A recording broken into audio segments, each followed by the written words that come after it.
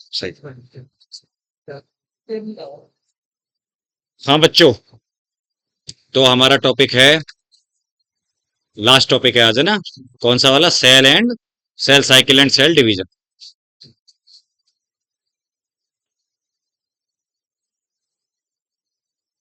और वो क्वेश्चन जो दिए थे कल लिए थे,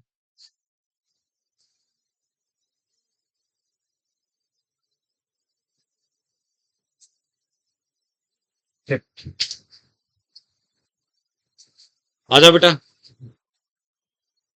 जो क्वेश्चन दिए थे वो किए थे क्या आप लोगों ने? हाँ सर जी, डाउट भी है सर जी। हाँ, सभी कंप्लीट करा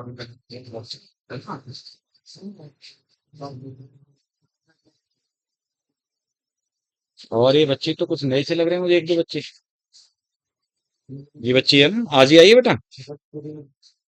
तुम भी आज ही पहली क्लास है क्या तुम्हारी? ले चुके हो? बायो में पहली बार हो फिर, या मेरी क्लास में पहली बार? तुम ओवरऑल ही फर्स्ट ईयर? ठीक है, बैठ जाओ बेटा। हाँ भाई, तो देखिए आपको याद होगा कल हम लोगों ने जो बातें की थी सेल साइकिल में, जो मियोसिस वन है उसमें हमने प्रोफेज वन कंप्लीट कर लिया था, याद है? प्रोफेज वन में कौन कौन सी सब स्टेज थी बेटा sequence wise? Leptotene, zygotene, pachytene, diplotene और डाइकाइनेसिस। तो अब तो ऐसे रट जानी चाहिए, है ना? और देखिए ध्यान से सुनेंगे। लेप्टोटीन कैरेक्टराइज बाई, क्या होता है लेप्टोटीन में? खड़े होकर बोलो।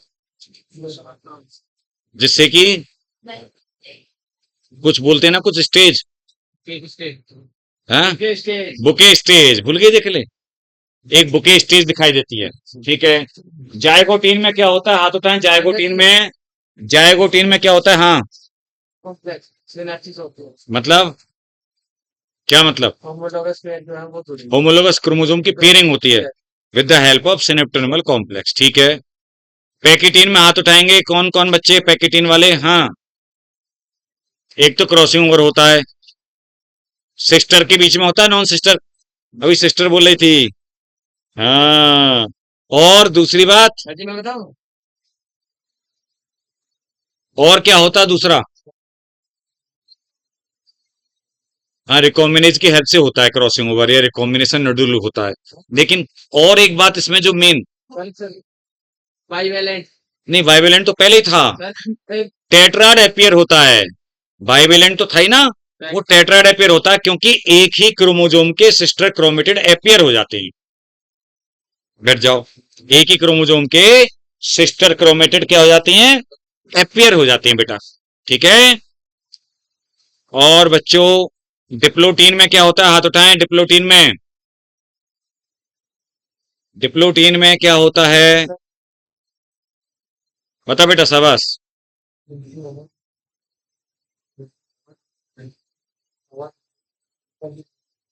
नहीं, वो तो ठीक है। अब देख डिप्लोटीन में क्या होगा, क्या चीज दिखाई देगी? हिंदी में बोला आराम से। डिप्लोटीन में क्रॉसिंग ओवर तो हो गया पैकेटीन में बेटा। बैठ जा। और कोई बच्चा थोड़ा डिफरेंट डिफरेंट? हाँ,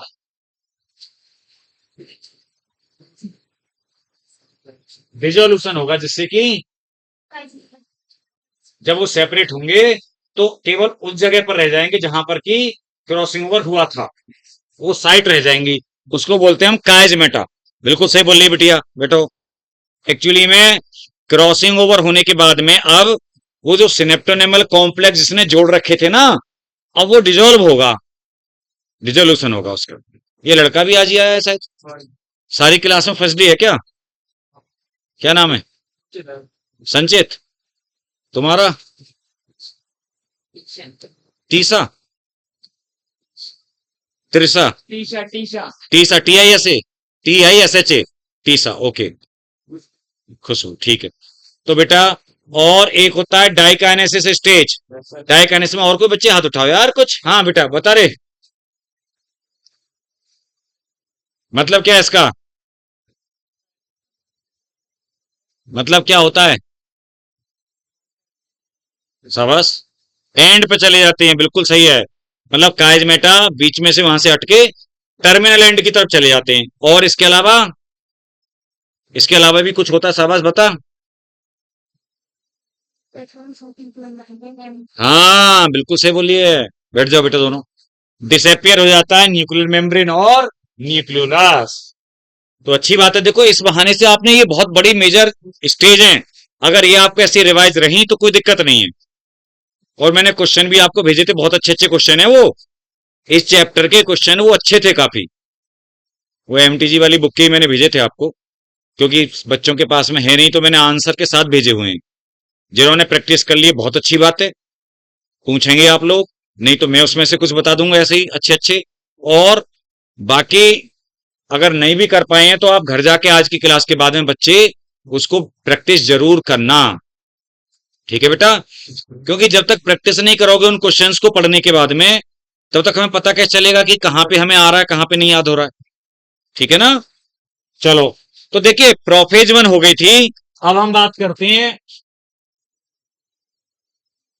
प्रोफेज वन।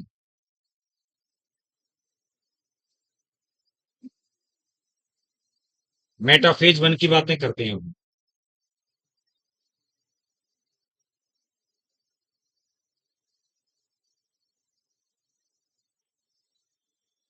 ये हो गई हमारी सारी इसकी सब स्टेज। और आपको पता है प्रोफेज वन सबसे बड़ी थी, है कि नहीं।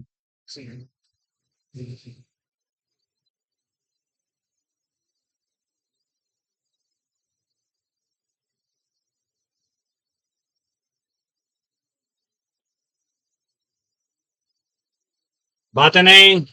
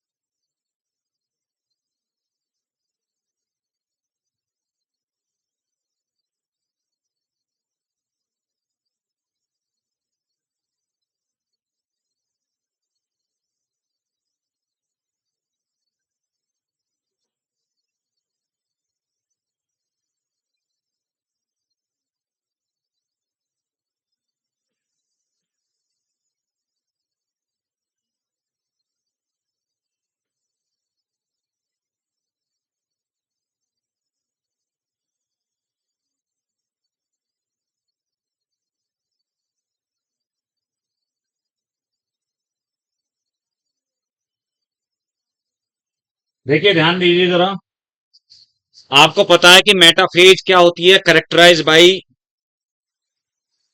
Movement of chromosome upon metaphysic plate या इक्वेटोरियल प्लेट, या इक्वेटर पर आ जाते हैं।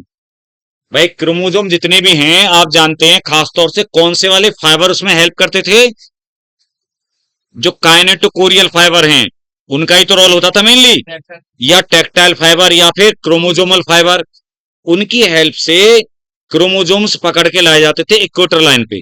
लेकिन यहां पर एक चीज नोटिस करने को मिल रही है आपको, कि दो दो क्रोमोजोमल प्लेट है यहाँ पे, यानी इक्वेटोरियल प्लेट दो हैं। आप देखेंगे और से, भाई एक तो ये प्लेट हो गई, एक एक ये दो इक्वेटोरियल प्लेट हैं, देखो एक क्रोमोजोम ये रहा, एक ऐसे, क्योंकि पेयर है ना। ये यहाँ पे 6 क्रोमोजोम दिख रहे हैं जैसे मैंने दिखाया, अगर मान लो 3 नहीं है, कितने हैं, क्योंकि इक्वेटर के ऊपर यहाँ पर सिंगल क्रोमोजोम नहीं है बेटा, यहाँ पर पूरा का पूरा बाइवेलेंट है, या पूरा का पूरा टेट्राड है। कहां पर, इक्वेटर पर।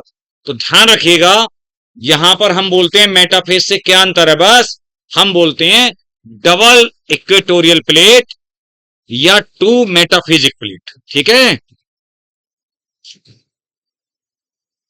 अगर बना आपके एनसीईआरटी में तो ठीक है, नहीं तो आप भी बना सकते हैं। लेकिन एक चीज और ध्यान रखिएगा, मुझे लगता है एनसीईआरटी में बना भी है तो गलत बना है। अब देखना, पता है क्या गलती कर रखी है, ये गलती कर रखी है कि शायद ये क्रोमोजोम ना ये सेपरेट दिखा रखे हैं। सेपरेट तो एनाफेज में होंगे भैया, जबकि आपको पता है कि काइजमा टर्मिनल एंड पे आ गया था, लेकिन अभी भी जुड़े तो हैं थोड़े थोड़े से तो आपको दिखाने पड़ेंगे जुड़े हुए।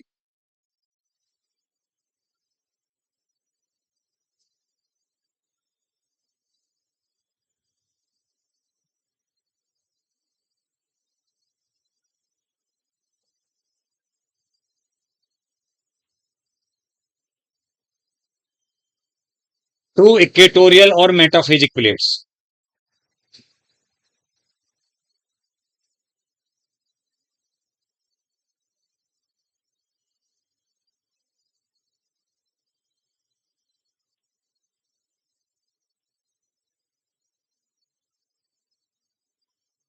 ठीक है बेटा। Yes, sir. आप ये बात होगी मेटाफेज की, यानी बाकी बातें सब सेम ही है, बस हमें यहाँ पर डबल मेटाफिजिक प्लेट बोलनी है, इक्वेटोरियल प्लेट, बाकी कुछ नहीं। अब बात आती है एनाफेज की। देखिए एनाफेज में वन में क्या है, यहां पर भी जैसे आपने माइटोसिस में पढ़ा था, तो वहां पर माइटोसिस में जो एनाफेज थी, वहां पर बेटा क्या सेपरेट हो रहा था, एक ही क्रोमोसोम के दो क्रोमेटिड अलग अलग हो रहे थे, क्योंकि सेंट्रोमियर स्प्लिट हो रहा था। यही तो बड़ी बात बोली थी हमने Sir. कि भाई ये जो जुड़े, देखो ये एक क्रोमोसोम के दो क्रोमेटिड हैं, ये एक क्रोमोसोम के दो क्रोमेटिड हैं, तो क्रोमेटिड एक ही क्रोमोसोम के दोनों सिस्टर क्रोमेटिड सेपरेट हो रहे थे। यहां पर ऐसा नहीं है, यहां पर क्रोमोसोम पेयर का एक क्रोमोसोम इधर जाएगा, एक इधर जाएगा।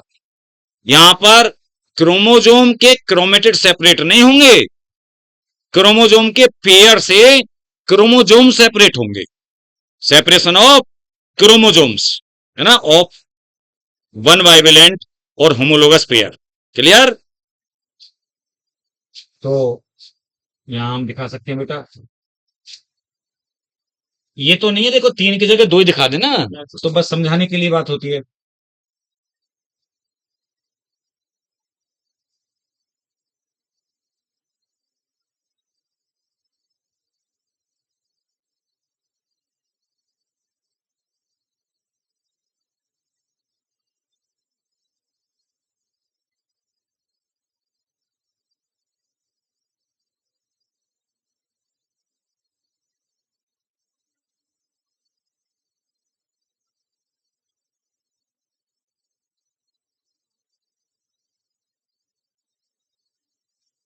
तो आप देख पा रहे हैं यहां पर ये क्रोमोसोम इधर को मूव कर रहा है, ये इधर मूव कर रहा है, ये एनाफेज है।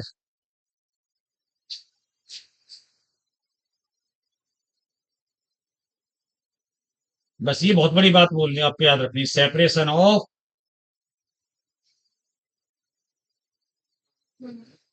Chromosomes of each homologous pair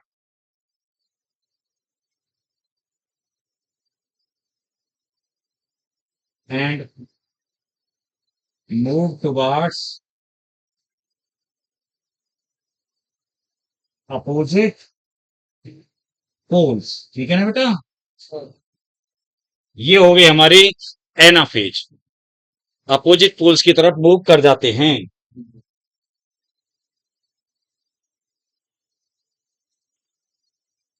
अब बात आती है टेलोफेज।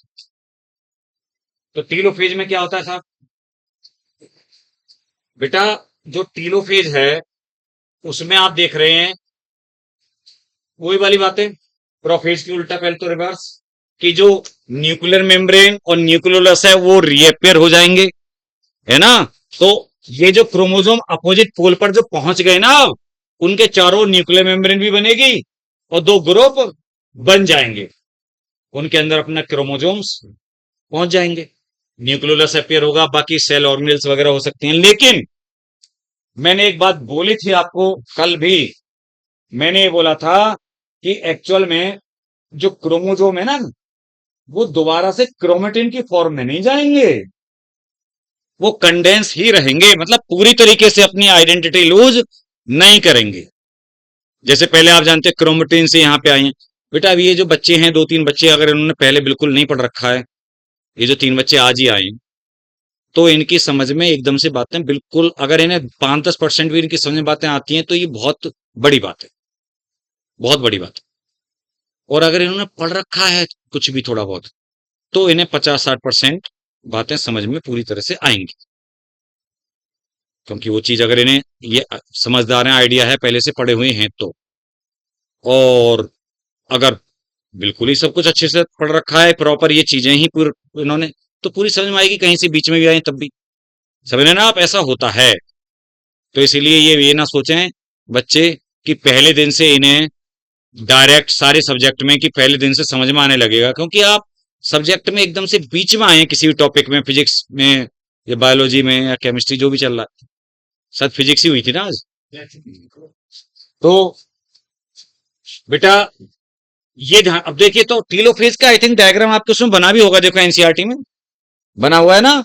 तो दो ग्रुप हो गए, और सुनो साइटोकाइनेसिस भी हो गई, बाद में साइटोकाइनेसिस होके दो डॉटर सेल बन गई।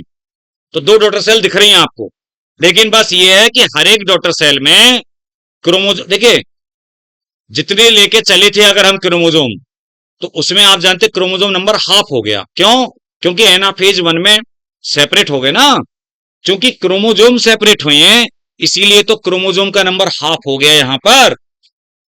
जैसे तुम्हें कोई क्वेश्चन आता है, ये तो सब जानते हैं कि अर्धसूत्री विभाजन में क्रोमोजोम नंबर हाफ हो जाता है मियोसिस में, लेकिन अगर क्वेश्चन ये आता है, बात नहीं, ये साकिब और ये सब साथी बैठे हैं आज तो, लेकिन चुप बैठा है भी, तो बस ये है कि आपस में थोड़ा थोड़ा बुदबुदा रहे हैं, क्योंकि दो ही ऐसे हैं ये कि जो बतियाते रहते हैं। तो पता है क्या हो गया, चलाता भी बहुत है। तो ये रास्ते में बाइक पे ही तो नहीं निकाल के देख रहा था, तो कैसे गिर गया रास्ते में? हाँ शैतानी कर रहे होंगे, हाँ मोटरसाइकिल पे बैठा, मोटरसाइकिल पे ही तो फोन लगाए हुए होगा, मैं समझ रहा हूँ। अच्छा, हाँ हाँ भाई, चलिए 80 के केले खा गया, केले का फोल्डर से इससे क्या मतलब? हाँ आज कुछ पसीना बहुत ज्यादा आ रहा है भाई, आज स्वेटिंग, आज गर्मी ज्यादा है ही क्या, ऐसे बह रहा है। मैंने फोन कर रखा था तुम्हारी फ्री में क्लास चलाई जा रही है, ये बड़ी बात है। हाँ भाई, देखिए चक्कर क्या है कि ये जो दीवारें हैं ना ऐसी, एक तो सबसे बड़ी बात है कि क्लासरूम ऊपर का है ना, ये सीधे अगर नीचे का होता है ना बेटा, तो ठंडक रहती है काफी ज्यादा। एक ऊपर का है, और फिर इसमें भी ये स्टेप से साउंड वैसी वाली है प्रूफ, तो ये सर्दियों में तो बहुत अच्छा है, सर्दी के दिनों में तो ये क्लासरूम बहुत अच्छी है, लेकिन गर्मियों में तो ये बहुत तपती है। तो देखो बात ही हम ये कर रहे थे कि बेटा क्वेश्चन ये आ सकता है कि ये जो क्रोमोसोम नंबर हाफ हो रहा है अर्धसूत्री विभाजन में या मेयोसिस में, इसका क्या कारण है, किस वजह से हो रहा है हाफ? तो उसका कारण एनाफेज 1 ही है, ध्यान रखिएगा। क्या है कारण?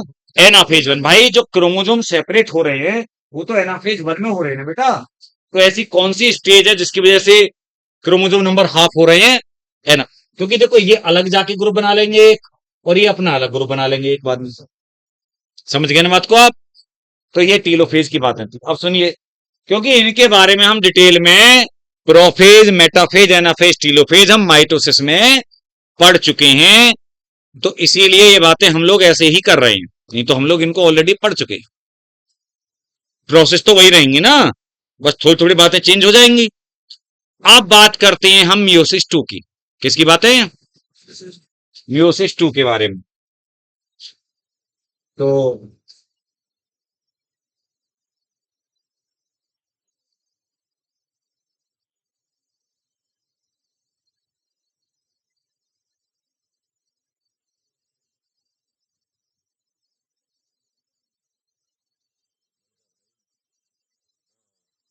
देखिए यहां पर, अरे भूल गया मैं उसको करने में चेंज, पेन वाला।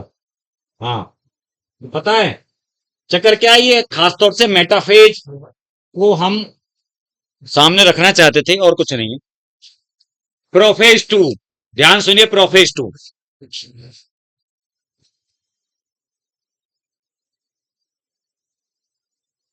इसकी कोई सब स्टेज नहीं होती, सिंपल। अच्छा एक और चीज है, जो मियोसिस 2 है, meiosis 2 is just like mitosis, इसलिए उसको इक्वेशनल में बता चुका आपको, Yes, sir. इसको इक्वेशनल डिवीजन भी बोला जाता है। किसकी तरह है ये? माइटोसिस की तरह है। तो इसमें जो प्रोफेज 2 है, मेटाफेज 2 है,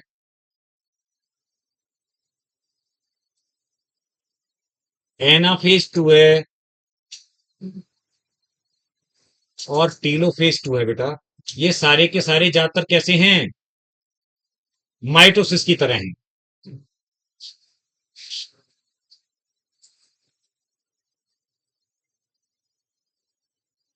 इक्वेशनल डिवीजन है, और किसकी तरह है ये?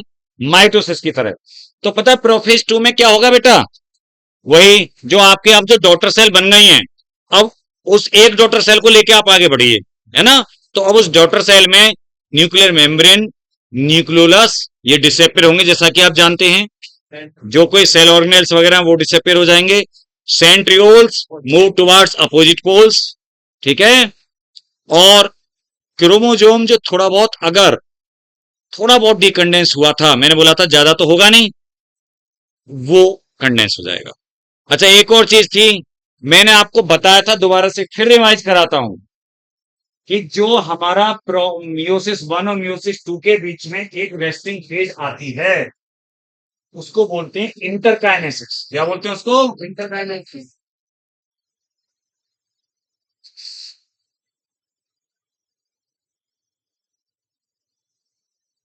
ये जो इंटरकाइनेसिस है या मियोसिस की इंटरफेज है,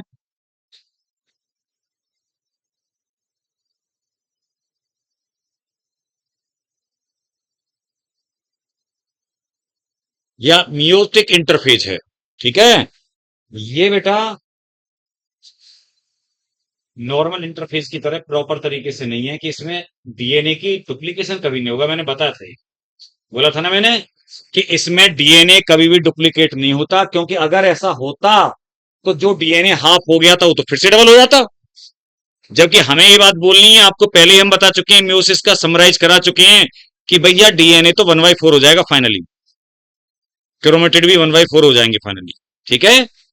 अच्छा अब बात करते हैं मेटाफेज की। तो देखिए मेटाफेज में इसकी तरह ही है, बस क्या है, आप एक सिंगल को लेना है, अब आपको सिंगल मेटाफेजिक प्लेट बनती है जस्ट लाइक माइटोसिस, यही बना देते हैं लोग।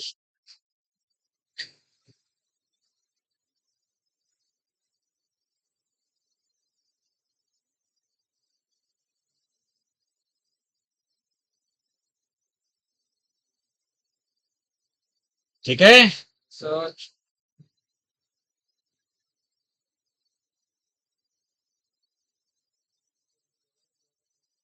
वन इक्वेटर या वन मेटाफेजिक प्लेट,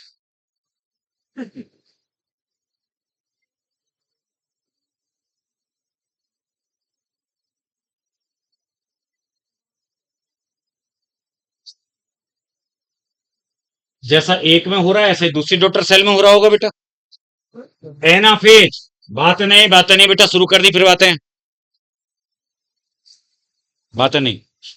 निकल क्या, तू आ इधर, निकल इधर आ तू। तो उसके कंधे पे हाथ रख के कैसे बैठा? इधर आ, इधर आ, यहाँ जा। साकेत तू पीछे जा, हाँ जा जल्दी। बेटा गर्मी पड़ रही है, 4 4 लोग बैठे ठीक नहीं है। आ जा इधर आ, चल जल्दी, चला जा उसकी बस गाड़ी से। हाँ भाई, तो देखिए अब बात करते हैं एनाफेज की।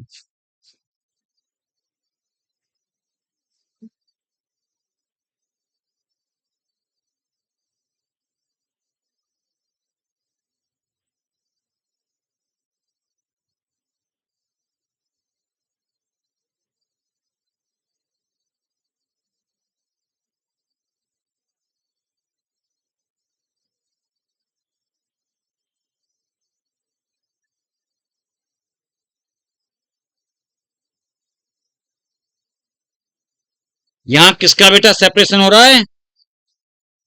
सिस्टर क्रोमेटिड का। ये बात अलग है कि ये जो क्रोमेटिड हैं, ये क्रोमेटेड क्रॉसिंग ओवर के बाद में आए हैं, इसका मतलब इनमें कुछ ना कुछ वेरिएशन होगा, है ना भाई। आप जानते हैं रिकॉम्बिनेशन या वेरिएशन इनके अंदर है, क्योंकि क्रॉसिंग ओवर के बाद बनी है। तो बेशक वो हमने दिखाई नहीं है, लेकिन आप बच्चे जानते हैं हमारे कि सर इनमें कुछ कुछ पार्ट ऐसा है ना, आगे इस टाइप से हम उसको जानते हो। हाँ, उसको जरूरत नहीं है करने की, ठीक है ना, ऐसे ऐसे था।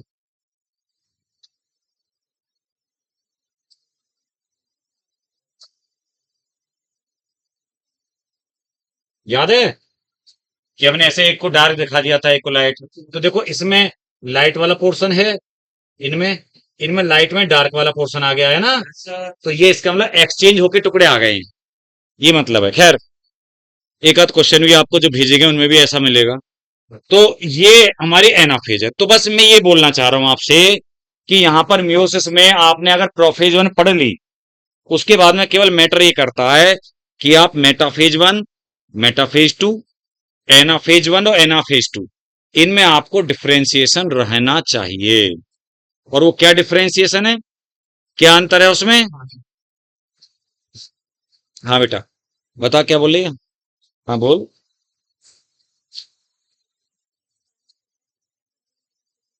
क्योंकि पूरा बाइवेलेंट या पेयर होता है, एक होता है, ठीक है। और क्या बोलिए बेटा? हाँ, एनाफेज में क्या बोलिए, बता जल्दी।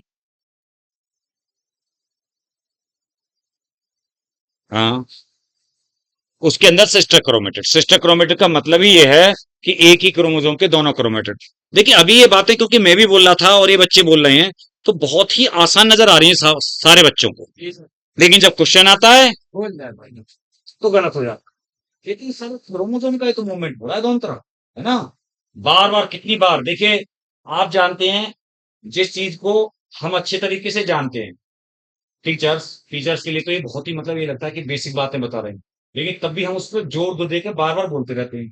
हमारा दिमाग खराब नहीं है, क्योंकि हम आपके दिमाग के अकॉर्डिंग सोच के चलते हैं कि आप, भाई आप एग्जाम देने तो आप बैठोगे ना, हम थोड़ी बैठेंगे।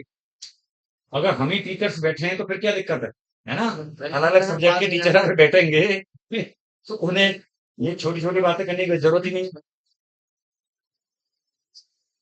तो कहने का मतलब ये है कि जो बेसिक बातें हैं बस वही मैटर करती हैं सबसे ज्यादा। किसी भी सब्जेक्ट में मुझे ऐसा लगता है कि जहां भी आपको बेसिक चीजें नहीं आती, बस प्रॉब्लम वहीं आती है, बेसिक चीजें। जैसे मैंने बताया ना कि अगर कोई मैथमेटिक्स का स्टूडेंट है, मैथ्स का, और अगर उसको टेबल से नहीं आती, मतलब पहाड़े, है ना, वो टेबल से नहीं आती, उसे कैलकुलेशन थोड़ी नहीं आती उसे, तो उसकी मैथ भी जाएगी, उसकी फिजिक्स भी गड़बड़ हो जाएगी निश्चित। उसे आदत पड़ चुकी है, कैलकुलेटर के बिना कुछ कर ही नहीं सकता। तो ये थोड़ा सा ध्यान अवेयर रहा करो इन बातों पे। पूरा सेल साइकिल गिनती की 4-6 पॉइंट पे ही आधारित है। मतलब एक तो म्यूसिस की सारी स्टेज, प्रोफेज, मेटा, एना, टीलो, सबकी एक अलग अलग करेक्टरिस्टिक है। और बस आपको ये अगर पता है तो आपको मेटाफेज वन, एनाफेज वन और मेटाफेज टू, एनाफेज टू भी पता है। बस बाकी है ही क्या सेल साइकिल में। और शुरू में आपने सेल साइकिल में वो पढ़ लिया था कि जीवन में क्या था, एस में क्या था, जी टू में क्या था। सबसे आसान चैप्टर भी है ये सेल वाली यूनिट का, और इसमें से कई सारे क्वेश्चन आते हैं, 3-4 क्वेश्चन इसमें से बनते हैं। और क्योंकि अप्लाइड है, रेक्टिफिकेशन का ही नहीं है, तो बच्चे इसमें डूब जाते हैं, गोता लगा देते हैं। हर एक बच्चे की बात की जा रही है यहाँ पे, तेरी बात नहीं हो रही, ठीक है। तो बेटा बातें क्लियर हो गई। अच्छा, दूसरा टीलोफेज टू, आपको पता है कि जैसे कि जो सेल यहां पर एंटर की थी एक सेल, उसकी ये कंडीशन थी, देखिए, मतलब जो म्योसिस वन के बाद में म्योसिस टू में एंटर की थी, ये वाली सेल थी, है ना बेटा। अब इससे यहां पर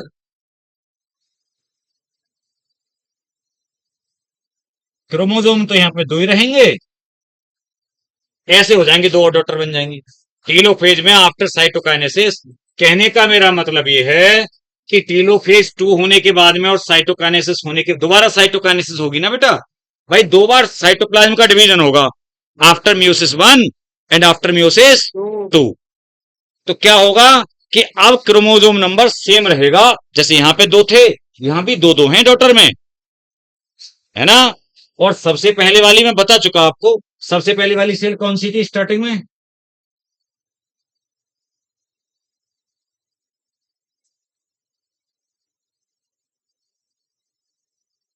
क्रोमोसोम के फॉर्मेट दिखाऊं, देखा ना, इससे ये हुई डॉटर और इसकी डॉटर ये बनी। पहले पेयर थे, देखो 4 क्रोमोसोम थे, तो क्रोमोसोम नंबर हाफ हो गया, अब सेम रही। समझ गए ना कि मैं बहुत अच्छे तरीके से आराम से इस बात को पूरी को समझा चुका हूं। मियोसिस स्टार्ट होने से पहले आपने लिख रखा है उसको, क्योंकि सबसे बड़ी बेसिक तो वही है। माइटोसिस और मियोसिस की जो आपको हमने समराइज कराई थी वो बात, सबसे बड़ा बेसिक तो वही है जो आपको डीएनए क्रोमेटेड क्रोमोसोम में हेल्प करता है बताने में। ठीक, देखिए मियोसिस डिवीजन लाइफ में होना, मैं आपको एक बात बता दूं, कोई भी अगर सेक्सुअली रिप्रोड्यूस करने वाला ऑर्गेनिज्म है, बड़ी बात बोल रहे हैं हम, हैप्लॉइड हो डिप्लॉइड हो, कोई भी जो सेक्सुअली रिप्रोड्यूस करने वाला ऑर्गेनिज्म होता है, उसके लाइफ साइकिल में मियोसिस जरूर होती है। मेरी बात समझे मैंने क्या बोली? यही नहीं कि कोई डिप्लॉइड हो ना, एलगी तो हैप्लॉइड होती हैं, फंगाई तो हैप्लॉइड होती है, उनमें भी है। ब्रायोफाइटा तो हैप्लॉइड है, उसमें भी है स्पोरिक्नोसिस। तो आपको प्लांट किंगडम और पढ़ाया था हमने। तो कहने का मतलब यह है कि कोई हैप्लॉइड ऑर्गेनिज्म है तो उसके गैमेट बनाने के लिए म्यूसिस नहीं होगी, लेकिन जायगोट जो बनेगा वो जायगोट कंडीशन में म्यूसिस होगी। म्यूसिस तो हमेशा डिप्लॉइड स्टेज में ही होगी, लेकिन हैप्लॉइड ऑर्गेनिज्म में भी हो सकती है और डिप्लॉइड की भी लाइफ साइकिल में हो सकती है। सेक्सुअल रिप्रोडक्शन बिना म्यूसिस के नहीं हो सकता।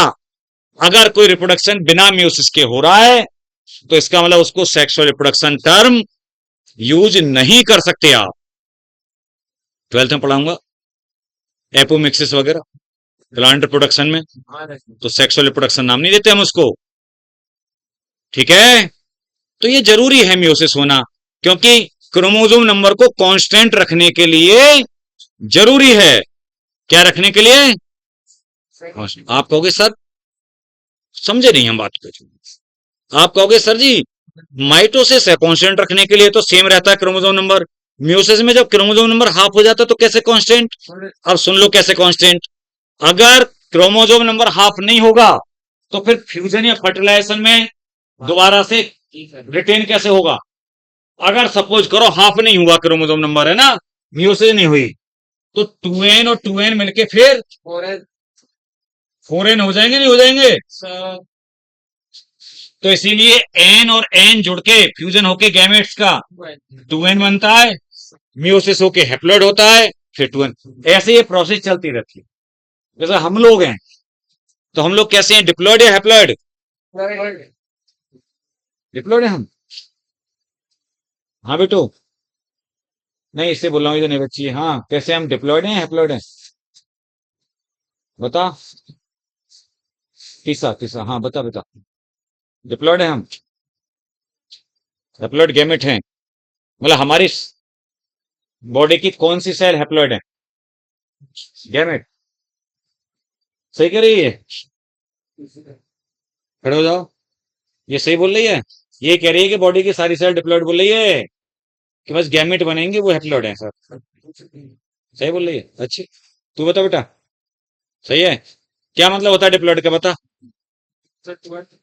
2n तो उसको रिप्रेजेंट करते हैं। क्या मतलब होता है डिप्लॉइड हैप्लॉइड का? वो तो उसका वो है रिप्रेजेंटेशन, कि डिप्लॉइड को 2n लिख देते हैं, हैप्लॉइड को n लिख देते हैं। मतलब क्या बेटा? हाँ, क्या पेयर में? हाँ, शाबाश, बोल, अच्छा बोल रही है बेटा। बैठ जाओ, तो केवल 2n बैठो, 2n और n ही नहीं बोलना है, वो सही बोल रही है बच्ची, कि डिप्लॉइड का मतलब होता है जब क्रोमोसोम जो होते हैं वो पेयर में होते हैं। जिस भी ऑर्गेनिज्म में पेयर में होंगे तो डिप्लॉइड है। दिमाग में बैठा लेना, मैंने पहले ही बोला है, अगर 46 क्रोमोसोम हमारे अंदर हैं, किसी ऑर्गेनिज्म के अंदर और किसी के भी अंदर 46 हो सकते हैं, और अगर वो पेयर में नहीं है तो वो n इजिकल टू 46 लिखे जाएंगे, और हम लोगों में क्योंकि पेयर में है तो 2n इजिकल टू 46 लिखे जाएंगे। बात समझ गए ना आप? ये मतलब खैर, तो इसीलिए म्यूसिस के द्वारा रिडक्शन होके क्रोमोसोम नंबर हाफ होना जरूरी है, दोबारा से स्पीसीज में वो कांस्टेंट हो जाए। नहीं तो अपन लोग 2n 2n 4n हो जाते, हमारे बच्चे 8 8n हो जाते बढ़ता ही रहता फिर तो प्लॉडी, है ना? क्रोमोसोम का नंबर कहाँ जाके रुकता पता नहीं। तो कितना सारा सिस्टम देखो, कितना, है ना, प्रॉपर तरीके से बना हुआ है यार हर चीज। ये तो मैं बोलता हूं कि बनाने वाले ने क्या सिस्टम बेहतरीन तरीके से बनाया हुआ है। हाँ हाँ, अब सुनो, तो ये बेटा हमारा चैप्टर खत्म हो गया, सेल साइकिल सेल डिवीजन वाला। ठीक है, आप बात की जाएगी प्रॉब्लम्स की, प्रॉब्लम ले लेते हैं, ठीक है? क्या पीडीएफ के फॉर्म में कहाँ जाएगा? ना ना, कोई जरूरत नहीं, ऐसे ही वो सबके पास है, ग्रुप में सब है ऑलरेडी, मैंने ग्रुप में भेज रखे हैं। देखिए, क्वेश्चंस मैंने आप लोगों को ग्रुप में सेंड कर रखे हैं। चलो, तो बेटा देखें आप लोग, मैंने आप ऑलरेडी आपको ग्रुप में उसमें सेंड कर रखे हैं वैसे क्वेश्चंस, और या फिर मतलब इस पे आ जाएंगे क्या सारे के सारे क्वेश्चन? हाँ बोल दे, तो अगर ऐसा हो जाए तो आराम से।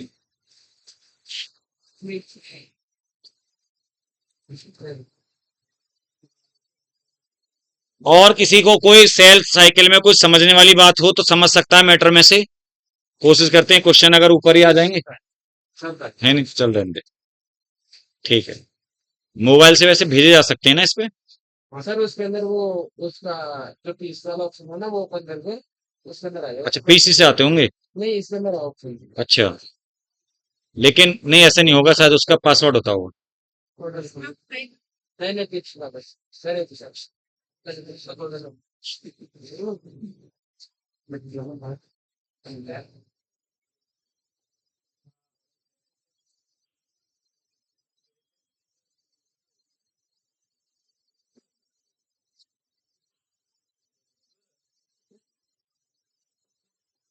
सर नहीं, नहीं करा सकता है। शेयर में जाओ ना। ना ना, शेयर में ना, अरे एकदम सर एक्सपोर्ट है।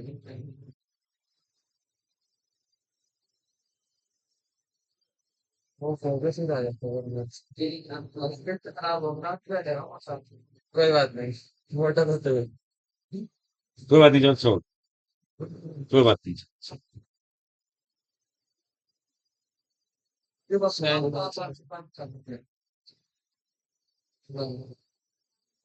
रहने दे, चल। पीछे बंद करके तो वाला ऑप्शन क्या होगा? बंद बंद करके वाला कौन सा है? बस डायरेक्टली डाउट बताने हैं सारे वो कराओ question. Cell cycle and cell division.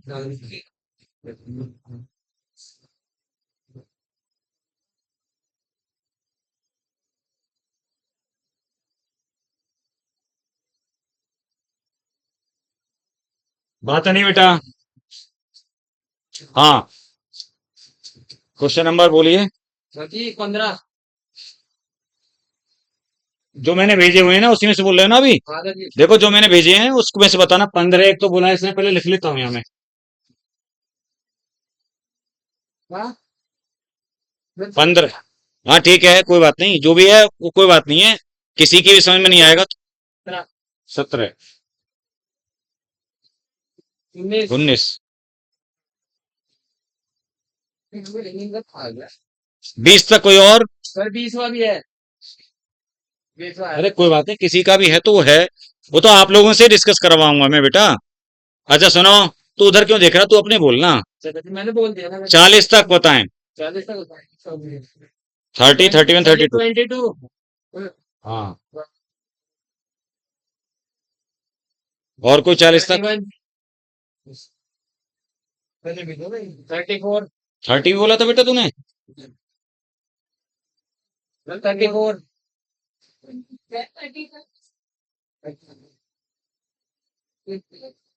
क्या कह रही है, तेज बोल। 30 या 30? 40 तक कोई और? 34 हो गया। हो गया। 36।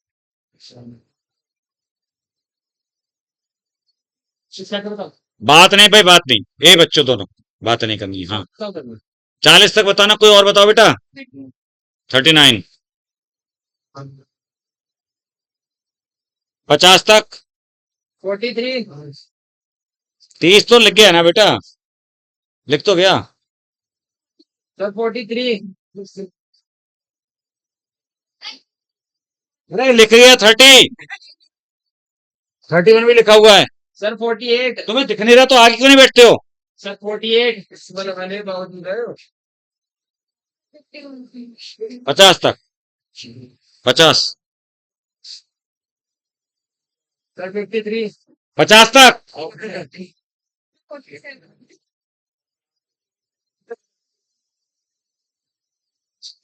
और कोई 50 तक बताओ। हाँ, और सुनो, क्वेश्चन नंबर 15।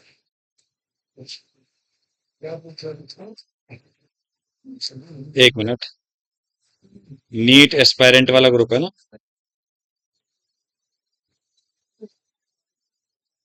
सबके एक बार एक्सप्लेनेशन कर देना बाकी को समझो लगाने की कोशिश नहीं।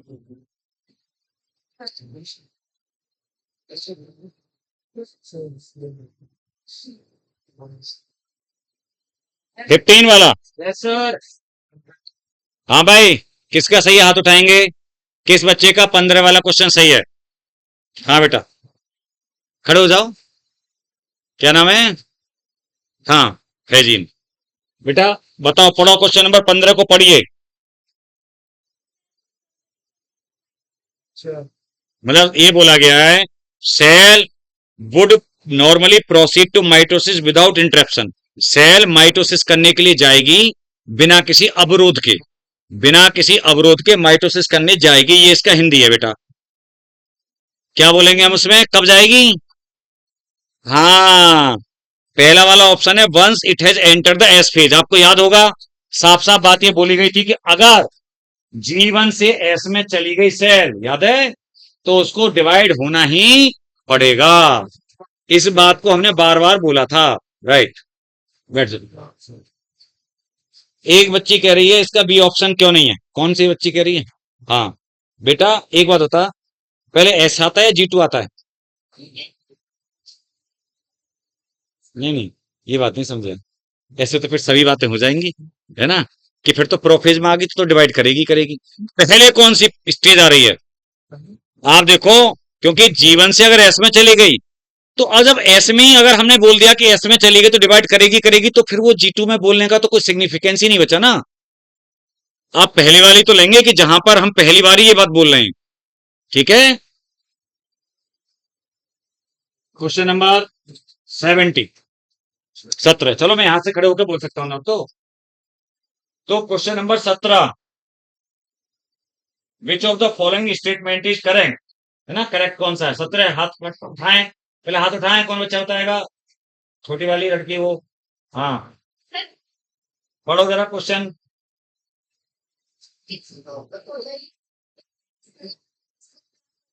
हाँ, इनमें से कौन सा सही है? ये तो ठीक है, पहला ऑप्शन पढ़िए बेटा।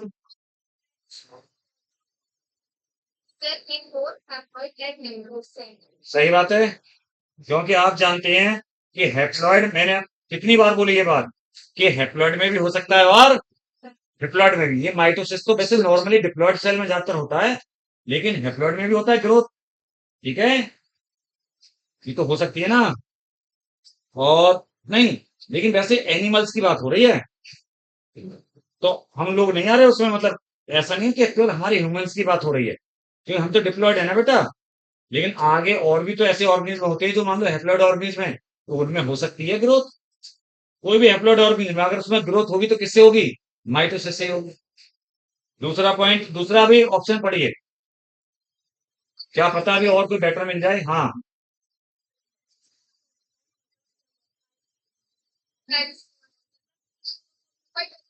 का नंबर तो डबल कभी भी होता नहीं है, ये दिमाग में रखना।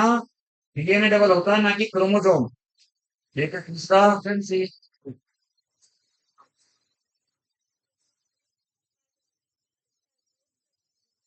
सर ट्यूबुलिन प्रोटीन बन तो G2 में बन थी सर। हाँ हाँ, तो during the G2 phase proteins are synthesized in preparation for mitosis while cell growth continue। ये स्टेटमेंट भी सही है।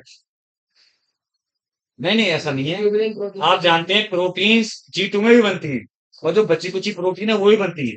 लेकिन चक्कर क्या है, अब ये देखना पड़ता है ना कि भाई कौन सा लिया जाए, ये भी देखना पड़ता है। ये भी गलत नहीं है बेटा, ये स्टेटमेंट गलत बिल्कुल नहीं, ध्यान रखिएगा। और चौथा वाला पढ़िए।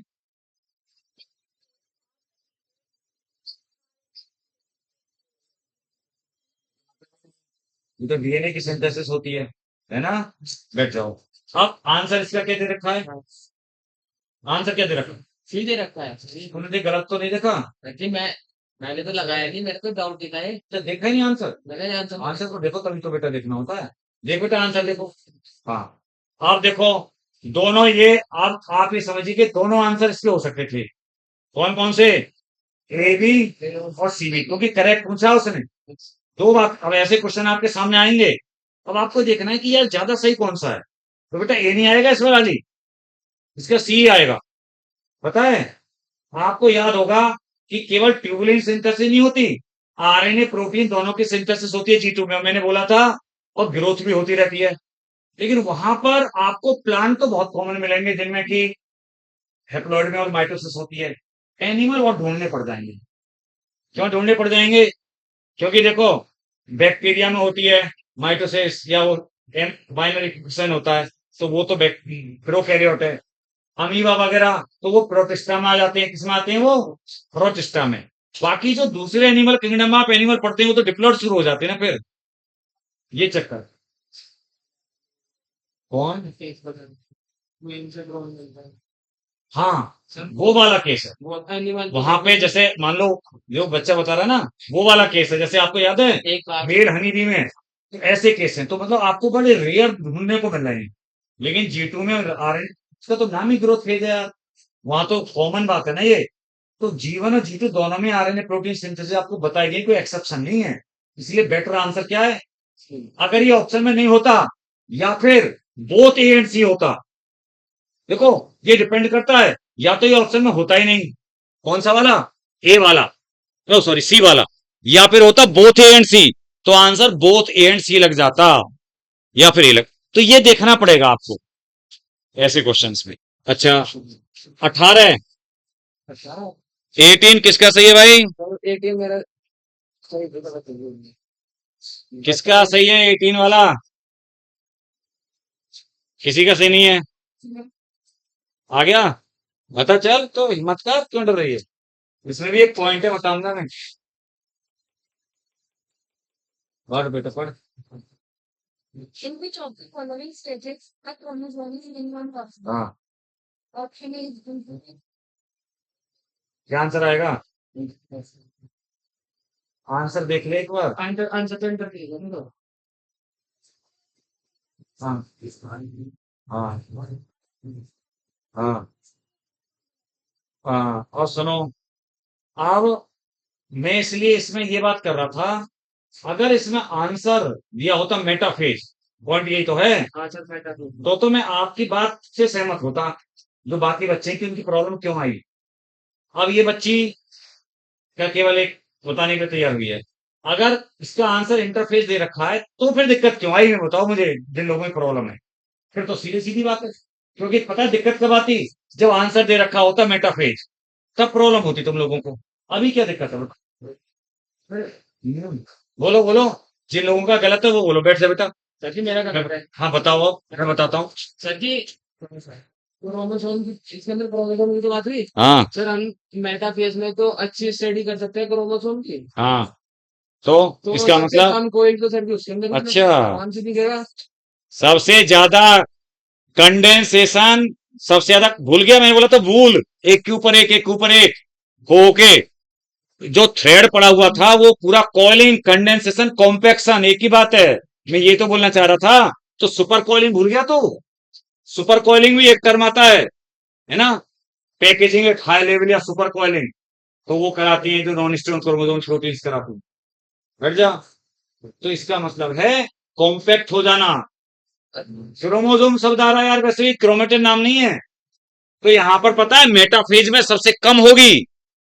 क्यों? ओ सॉरी, मेटाफेज में सबसे ज्यादा कॉइलिंग होगी और इंटरफेज में सबसे कम होगी। तो मुझे लगा कि शायद ये आंसर, क्योंकि गलत भी होते हैं बेटा आंसर, वो भी करेक्शन कराना पड़ जाता है, कि शायद इसलिए बच्चों की प्रॉब्लम है। ज्यादातर का सही होना चाहिए था बेटा ये। 19। हाँ भाई 19 किसका सही है? 19 है ही नहीं। ठीक, चलो ध्यान सुनो, चलो मैं पढ़ता हूँ। Which of the following statement is correct regarding G not phase? G not phase के बारे में क्या चीज करेक्ट है? आप जानते हैं जी नॉट तो होती है, इसमें डिवीजन नहीं होता। ठीक, सस्पेंड वाली। पहला है माइटोजन, देखिए एक शब्द है माइटोजन। माइटोजन का मतलब होता है ऐसे सब्सटेंसेज, ध्यान से सुन लेना मेरी बात,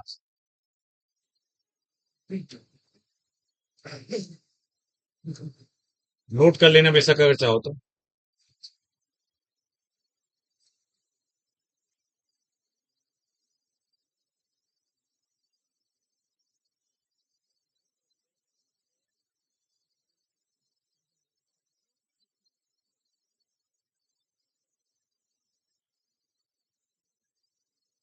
सब्सटेंसेज या केमिकल्स विच इंड्यूस माइटोसिस, इसको हम माइटोजन बोलते हैं। जिनकी वजह से माइटोसिस को जो प्रमोट करने वाले, इंड्यूस करने वाले बेटे, जैसे आप प्लांट ग्रोथ पढ़ेंगे, क्या पढ़ेंगे? तो उसमें प्लांट ग्रोथ हार्मोन पढ़ेंगे आप साइटोकाइनिन पढ़ेंगे, क्या पढ़ेंगे?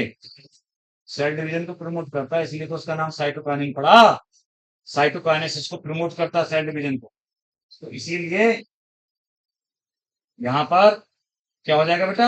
माइटोजन वो सब्सटेंसेस जो बढ़ाता, सुनो, जी नोट की बात हो रही है, अभी पढ़ूंगा मैं ऑप्शन पे। तो जी नोट की बात हो रही है तो ऑब्वियस सी बात है कि माइटोजन तो वहां पे काम कर ही नहीं रहे। अगर वो काम कर रहे होते तो फिर तो डिवीजन में होती ना सेल। है, मैं ऑप्शन देखता हूँ। पहला mitogen are present in G nought, गलत। दूसरा, अच्छा करेक्ट पूछा गया, सबसे पहले तो ध्यान ये देना होता है, ध्यान रखिएगा कि क्या करेक्ट है और क्या करेक्ट पूछा है क्वेश्चन ने या इनकरेक्ट पूछा है, सबसे बड़ी बात ये होती है। दूसरा है mitogen are present but energy rich compound are absent. Mitogen present वाले को तो किसी को पिक करना ही नहीं है, भूल जाइए आगे की बात। तीसरा बोथ माइटोजन एनर्जी, देखिए अगर बस बच्चे को ये पता होता किसी को कि माइटोजन क्या होता है, तीनों तीनों बेकार हो गए। क्योंकि तीनों ऑप्शन में माइटोजन प्रेजेंट प्रेजेंट, क्योंकि बोथ में भी तो आ रहा है। तो एक बात बताओ, माइटोजन और एनर्जी रिच कंपाउंड हमें कहां पर चाहिए? जिसको डिवाइड करना है उसके लिए चाहिए, क्योंकि डिवीजन के लिए भी तो एनर्जी खर्च होती है। तो इसीलिए डिवीजन करने वाले में माइटोकॉन्ड्रिया का नंबर भी सफिशिएंट होता है, एनर्जी रिच, है ना, एटीपी जनरेट करने के लिए। और बेटा न्यूक्लियस वेल डेवलप होता है, जो भी सेल डिवाइड करती है उसके अंदर होना चाहिए, और माइटोजन्स होते हैं। तो आंसर फोर्थ आएगा इसका। Neither mitogen nor energy rich compounds are present, कोई भी प्रेजेंट नहीं। ठीक है। क्वेश्चन नंबर 20 किसका सही है? 20 वाला। हाँ ये बच्ची हाथ उठा रही है बेटा, क्या नाम है तुम्हारा? सानिया। सानिया। सानिया बोलेगी पढ़ेगी बेटा, पढ़ो। क्वेश्चन है, देख मैं पढ़ देता हूं कि बेस्ट मटेरियल माइटोसिस की स्टडी करने के लिए लेबोरेटरी में जैसे हम भी बीएससी में बच्चों को बोलते हैं कि भाई माइटोसिस की स्टेज है ना पढ़नी है, मियोसिस की पढ़नी है, तो उसके लिए कौन सा मटेरियल सबसे अच्छा होगा? रूट टिप, अच्छा ठीक है। सूट टिप, गैमेट ये तुमने सब क्यों नहीं बोले? क्यों रूट टिप पे क्यों पिक किया? मतलब रीजन भी तो होता है ना, लॉजिक। कोई बात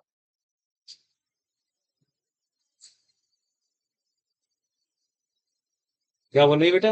जल्दी नहीं होती है। तेज बोल। नाश्ता करके आई थी तू खाना?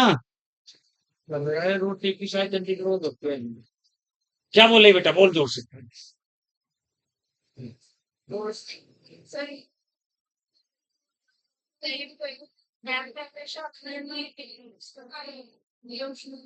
हाँ स्लाइड में रोटी की स्लाइड बना रहे हाँ हाँ ठीक है। वो ये भी सही बोल रही है बच्ची। बैठ जाओ। एक्चुअली मैं अनियन रूट टिप, ये बोले कि अनियन रूट टिप का लेते हैं एक्सपेरिमेंट, बिल्कुल सही कह रही है। अनियन रूट टिप को ही लिया जाता है माइटोसिस की स्टडी के लिए, ठीक है। और दूसरी बात एक और है, आप जानते हैं कि जो रूट का अपेक्स है वो कैप से वैसे भी प्रोटेक्टेड रहता है।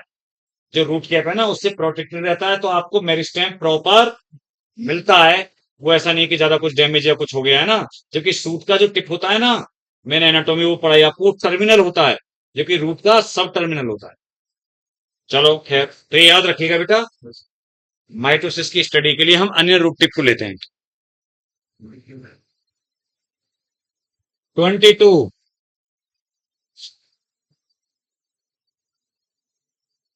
Question number 22। और बच्चा कोई हाथ उठाओ, इसका सही है। हाथ उठा रहा है बेटा? अरे नीचे क्यों कर लिया? तो हाथ उठा रहा था तो। हाँ बेटा, क्या पढ़ बेटा जरा। Microtubules are absented. वैसे तो ये उसका थोड़ा सा आ गया, कोई बात नहीं। माइटोकॉन्ड्रिया है ना। क्यों? क्योंकि आप बता दो कि sir spindle fibre, centriole, cilia, flagella, इन सब में ट्यूबुलिन या माइक्रोट्यूब्यूल पाए जाते हैं। बिल्कुल ठीक बोलिए बेटा, ठीक है। 28 किसका सही है? ये 20 28 मेरा सही है। पढ़ चल। एक मिनट देखो मैं पढ़ देता हूं। During 28 question, during karyokinesis the spindle fibre get attached to condensing chromosome at a highly differentiated region. This region is called as. मैंने तो बोल मतलब ये कहा जा रहा है, आपको हिंदी में पहले बता दिया जाए कौन सा क्वेश्चन डिस्कस हो रहा है। क्या पढ़ा गया बता क्वेश्चन। इधर आ, इधर आ जा, सामने आ जा। बस ये कॉपी लेके आ जा बस। ऐसे पीछे को बगल में हाथ देकर बाबूजी में बैठ जाता है यार, ये भी मतलब समझ में नहीं आता। जब मंडप पे बैठोगे ब्याह शादी, पंडित जी कहेंगे हाथ आए करो, कहीं नहीं मैं तो ऐसे ही रहूं। ये बगल में हाथ देखे बेटा। तो हुआ कबूल है कबूल है। अच्छा हाँ तो बात ठीक है, फिर भी उसमें कुछ तो हाथ, साइन तो करना पड़ता है। कुछ तो साइन वाइन करने पड़ते होंगे, ऊपर हाथ कुछ करने पड़ते होंगे। गया मेरे तो और सुनो मेरी बात, कहाँ था मैं, कौन सा क्वेश्चन था? हाँ 28। तो यहाँ पे ये बोला गया है कि जब कैरियोकाइनेसिस होती है न्यूक्लियस का डिवीजन, तो स्पिंडल फाइबर कंडेंसिंग क्रोमोसोम से अटैच होते हैं हाईली डिफरेंशिएटेड रीजन पे। उसको क्या कहते हैं? सीधी सी बात है, आपको बार बार बोला जा रहा है कि काइनेटोकोर से अटैच होते हैं बेटा। किसकी प्रॉब्लम थी? थी 28 वाले किसी की? तेरी थी। सर मेरा तो सही है देखो। मेरा तो सही है। ठीक है चलो। मैंने तो अंदर बताया था आखिरी में मेरा पैर डाल दो। 30। 30 किसका सही है? सर जी एक मिनट 30 मेरा सही है सर। 30 और किसी का सही है? सर मेरा सही है सर। क्या है 30? सुनो, 30th वाला क्वेश्चन पढ़ देता हूं मैं पहले। विच of the following statement is not correct regarding colchicine. आप लोगों का पढ़ा हुआ है ऑलरेडी। देखिए, इनमें से कौन सा स्टेटमेंट कॉल्चिसिन के रिगार्डिंग सही नहीं है। जब लिलिएसी फैमिली पढ़ते हैं हम मॉर्फोलॉजी में, तो लिलिएसी फैमिली में एक कॉल्चिकम होता है प्लांट, और उस कॉल्चिकम पे एनसीईआरटी भी देख सकते हो, अपनी जो पुरानी एनसीईआरटी है, मैंने बताया था, पढ़ाया था आपको, तो पता है उससे कॉल्चिसिन मिलता है जो पॉलीप्लॉइडी इंड्यूस करता है। Yes sir. ये बहुत इंपॉर्टेंट बात होती है। एनसीईआरटी में देखिए जरा लिलिएसी में खोल के, तो देखो लास्ट पॉइंट उसमें यही होगा। मिला? कौन सा क्वेश्चन था ये? 30। Yes sir. तो इट प्रिवेंट, अब क्या आएगा? It prevent assembly of microtubule, यही आंसर आएगा। सर जी नहीं सुनो सुनो, एक्चुअली में सर, सुनो मुझे मेरी बात। करेक्ट बताना है। अरे नॉट करेक्ट बताना यार। सर जी मैं भी तो वही कह रहा। हाँ, देख रहा, गड़बड़ करा देता। सर जी तो बेटा सुनो, पहला है इट प्रिवेंट असेंबली, बिल्कुल करता है ये, हमें देखना नॉट करेक्ट, यानी ये तो बात सही है इसके बारे में। It inhibit chromosome replication, chromosome replication से इसका कोई रोकने से मतलब। अच्छा सुनो, इट इज एन एल्कलॉइड, बिल्कुल ठीक बात है। It is also called as mitotic poison, बिल्कुल ठीक बात है। माइटोटिक पॉइजन भी है ये, क्यों? क्योंकि रोक रहा है ना ये। भाई एक बात बताओ, उनको सेपरेट नहीं होने दे रहा, इसका मतलब रोक रहा है, नहीं रोक रहा? ठीक है, तो देखिए इनकरेक्ट पूछा गया उसके बारे में। आंसर इसका होना चाहिए इनहिबिट क्रोमोसोम रेप्लिकेशन। सर जी एक लाइन लिखवा दो। क्या आंसर है इसका? पी आंसर देख लेना, सर एक लाइन लिखवा दो। लिख लो। Colchicine,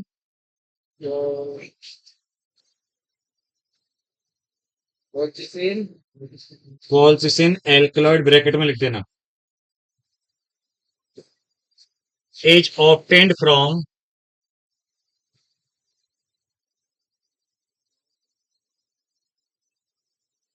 colchicum.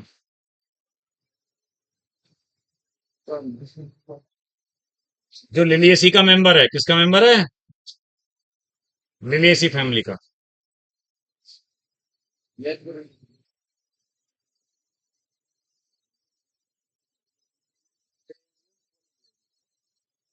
पॉलीप्लॉइडी इंड्यूस करता है और एनाफेज नहीं आने देता, यानी सेल को अरेस्ट कर देता है मेटाफेज में ही, सेल को मेटाफेज में ही अरेस्ट कर देता है, स्पिंडल फाइबर नहीं बनने देता प्रॉपर, है ना? इस वजह से क्या होगा ना बेटू, कि वो एनाफेज में वो अलग अलग नहीं हो पाएंगे। ये सारी चीजें जुड़ी हुई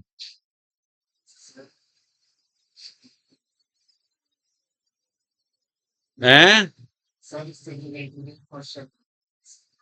बाद में पूछना, मेरी बात समझ गया आप? Yes sir.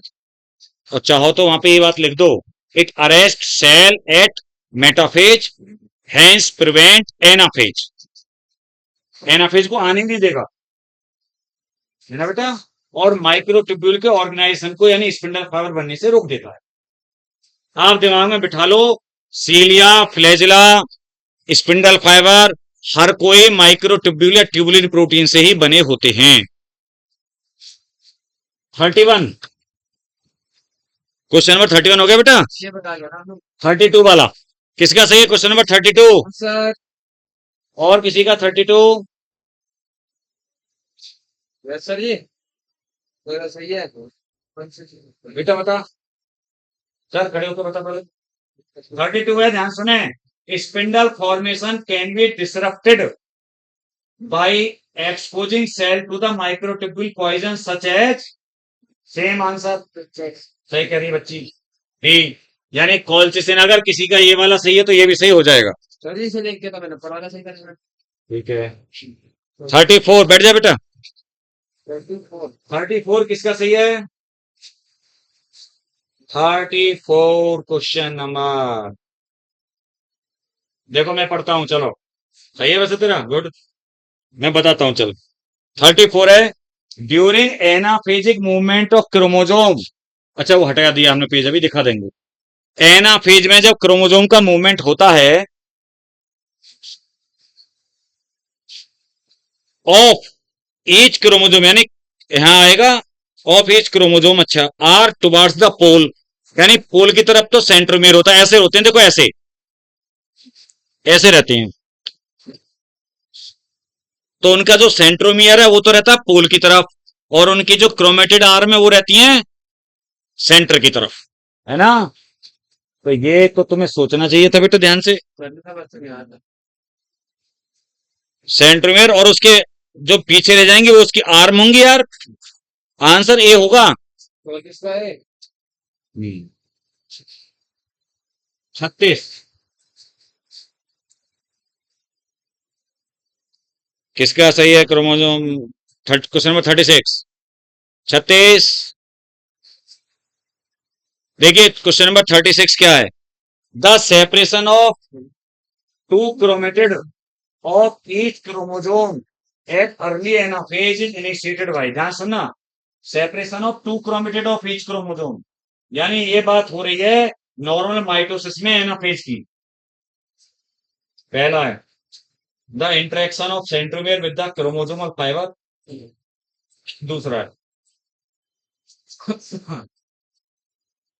The elongation of metaphasic spindle, गलत बात है। तीसरा है the force of repulsion between the divided kinetochore. चौथा है ऑल ऑफ दीज। तो ऑल ऑफ दीज का मतलब ही नहीं है, क्योंकि दूसरा बिल्कुल ही गलत। देखिए अब दो बातों में यहाँ पे कंफ्यूजन सा हो सकता है थोड़ा सा। हाँ सर जी बोलिए। एक तो पहला ऑप्शन है कि क्रोमोसोम फाइबर का इंटरेक्शन, लेकिन आपको एक बात याद दिला दूं बेटू मैं, काइनेटोकोर के साथ होता है, सेंट्रोमियर के साथ नहीं होता। किसके साथ होता है? इंटरेक्शन जो होता है, याद करो, सेंट्रोमियर फाइबर नहीं बोलते, काइनेटोकोरियल बोलते हैं। और पता है ये इनके बीच में आपस में रिपल्सन होगा, तभी अपोजिट पोल की तरफ जाएंगे। क्या होगा? रिपल्सन, एक दूसरे के जैसे होता है ना कि प्लस और माइनस वाले पोल अलग अलग, तो ऐसे ही एक दूसरे की तरफ रिपल करना चाहेंगे, तभी तो अपोजिट पोल की तरफ जाएंगे। रिपल्सन मतलब एक दूसरे का क्या करना, प्रतिरोध करना या अपोजिट। हाँ सर जी मगर मैंने तो पढ़ा था सर जी, वो जो है वो स्पिंडल फाइबर खींचते हैं उनके अंदर कॉन्टैक्ट, तो वो ऑप्शन में है, तो फिर सर जी वही ऑप्शन के अकॉर्डिंग ही तो बात करनी पड़ेगी ना। 4 हमें 39, यानी कोई ऐसी बात मिला करे तो उसे नोट कर लिया करो, है ना, ऐसे कि मान लो जैसे यहाँ पे आगे की रिपल्सन भी उनमें होगा, तो ये बातें आगे काम आएंगी। 39 वाला किसका सही है बेटा? एक बच्ची, हाँ चल बेटा बता, पढ़ो।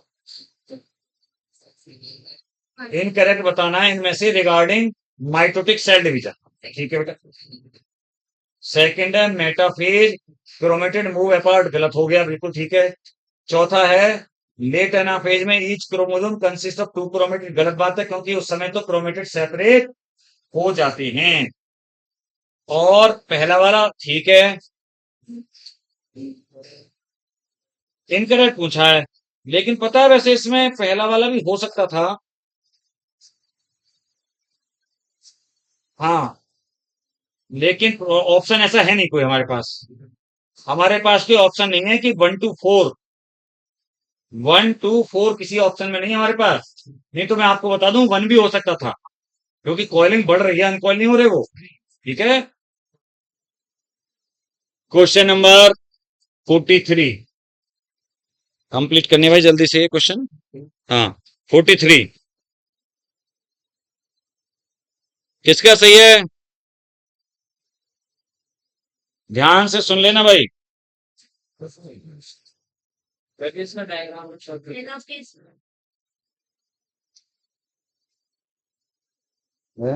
सर जी ये तो शेप दे रखी है ना जब वो, एक मिनट, शेप दे रखी क्वेश्चन नंबर 40, जो डायरेक्शन दे रखी ना, डायरेक्शन वो वाली बात है। ये तो है कहने का मतलब। तो पता है, सुनो मेरी बात, हाँ, जो क्रोमोसोम्स की शेप अपेयर होती है ना, वो जब खिंचती हैं कहां पर, एनाफेज में, तब अपेयर होती है, तब अपेयर होती है क्रोमोसोम की शेप। और देखो याद दिला दूं, नोट कर सकते हो, वैसे तो जैसे सेल में पढ़ाया जाता है, नोट कर सकते हो।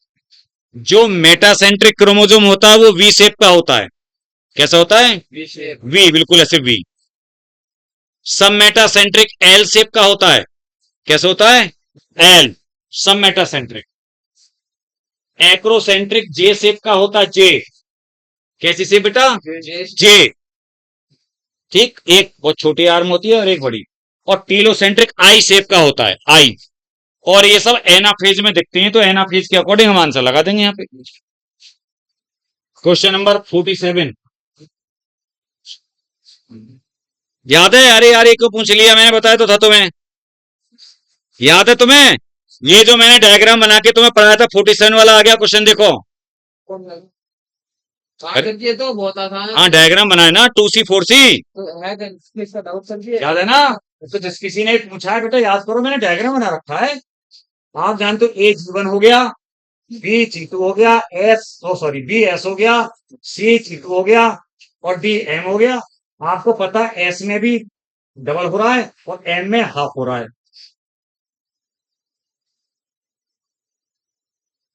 48 a cell division time is 1 minute. ध्यान सुनना, एक सेल डिवाइड होती है हर मिनट में 1 मिनट, यानी सबसे पहले आप क्या लिखेंगे? डिवीजन टाइम या time of division is equal to 1 minute. ठीक है बेटा। 20 मिनट में, इन 20 मिनट्स एक culture tube is 1/8 filled with the cell, और आफ्टर 28 मिनट, ध्यान सुनना आप, 20 मिनट कितनी हो जाती है? 1/8। 1/8 बढ़ जाती है एक ट्यूब। ठीक है। अब पूछ रहे हैं साहब आपसे कि पूरी कब भरेगी फुल, तो ध्यान से सुनिए, बहुत आसान क्वेश्चन है, बहुत ही आसान। जितने भी सेल हैं किसी भी टाइम पे, आपको ये बहुत अच्छा आ गया प्रैक्टिस के लिए, जितना भी डिवीजन का टाइम दे रखा है, ध्यान रखिएगा, कल को 5 मिनट होगा, 20 मिनट हो सकता है, कितना भी हो, आप ये दिमाग में रखिए जितनी भी सेल अभी हैं, 1 मिनट बाद, जैसे यहां पे 1 मिनट का टाइम है, तो आफ्टर 21 मिनट इसकी डबल हो जाएंगी। कितनी हो जाएंगी? डबल। तो आप करेंगे आफ्टर 20 + 1 मिनट कितनी हो गई? 1/8 इंटू 2। आफ्टर, सिंपल करो आप, आफ्टर 21 + 1 मिनट 1/4 इंटू 2, है ना? और आफ्टर 22 मिनट 22 + 1 कितनी हो गई? 1/2 इंटू 2, यानी कि 1 ट्यूब पूरी पूरी फिल हो गई 100%। आंसर आएगा 23 मिनट। ध्यान सुनो, 21 मिनट में तो एक का 8वां हिस्सा भरता है, 8वां हिस्सा, अगले 1 मिनट में चौथा ही हो जाएगा, 1/4 उसका डबल, अगले 1 मिनट में उसका डबल। अब 24 मिनट में 2 ट्यूब भर जाएंगी, 25 में ऐसी ऐसी 4 ट्यूब भर जाएंगी। मेरी बात समझ रहे हो आप लोग? नहीं सर तो ये दिमाग में रखना है तुम्हें कि ऐसा क्वेश्चन आया, तुम्हें पता है क्या करना है, हमेशा तुम्हें टाइम देखना है। अगर यहाँ पे 2 मिनट दे रखा होता तो 2-2 बढ़ा देते हम, अगर 4 मिनट दे रखा होता तो हर बार 4 मिनट ऐड करते जाते उसमें। मेरी बात समझ गए? ऐसा नहीं करना कि 20 मिनट में 1/8, तो 40 मिनट में 1/4, 80 मिनट में आधा, 160 मिनट, ऐसे नहीं करना है। ऑप्शन भी है क्या ऐसा एक? हाँ सर जी, हाँ है, 160 मिनट, इसीलिए तो दिया होता है। अगर यही क्वेश्चन होगा तो तुम्हें क्यों देंगे, किसी 3rd 4th क्लास के बच्चे को नहीं दे देंगे? सोचो जरा, अगर ये बात लिखी हो सीधी कितने मिनट में इतना, ये तो हर कोई कैलकुलेशन जानता है, आधी अधूरी करना। 50 और कर लीजिए, चलो जल्दी से। अब सुनो, इन्हें टिश्यू क्वेश्चन नंबर 50। सातवां सही है सर जी मेरा। हाउ मेनी साइकिल, जब भी आपको साइकिल आ जाते हैं तो पता है क्या होता है? साइकिल मतलब जनरेशन। तो आप जानते हैं कि एक एक डिवीजन में 2 सेल बनती हैं, 2 में 4, 3 में 8, 4 में 2 की पावर n। सर साइकिल किससे आते हैं? 2 की पावर n से। 2 की power n is equal to 1028, sir ये निकालना है। अब तुम देख लो, तो पता है 2 की पावर, मैं मल्टीप्लाई करता जाऊंगा, 2 की पावर 10 आएगा 1028, तो आंसर आएगा 10 साइकिल कराने पड़ेंगे। देखो, एक में 2 सेल बनी, 2 में 4 बनेंगी, 3 में 8 बनेंगी, 4 में 16 बनेंगी, 5 में 32 बनेंगी, 6 में 64 बनेंगी, 7 में 128 बनेंगी, 8 में 256 बनेंगी, 9 में 512 बनेंगी और 10 में 1024 बनेंगी। 11वें डिवीजन में 2048 बन जाएंगी। ऐसे ही क्या सिंपल है। 1000 यहां तक तो हमें याद होना ही चाहिए, 24 तक, 10 तक। ये ऐसे आता है क्योंकि इसने पूछा साइकिल। कल को ये साइकिल की जगह जनरेशन भी आ सकता है कि कितनी जनरेशन लगेंगी, है ना बेटा, ऐसे भी करके आ सकता है। तो आपको ध्यान रखिए ओके सर। कि कितनी बार रिवीजन हो रहा है। और सुनो मेरी बात, 50 तक हो गए, अब इन्हें बाकियों को जाके घर ढंग से सॉल्व करोगे, ठीक है, फिर आगे बता दूंगा मैं ऐसे ही, ठीक है। ये तो पढ़े हुए ही हैं, इन्हें सॉल्व करोगे अच्छे से देख करके, ठीक है। चलो ठीक है।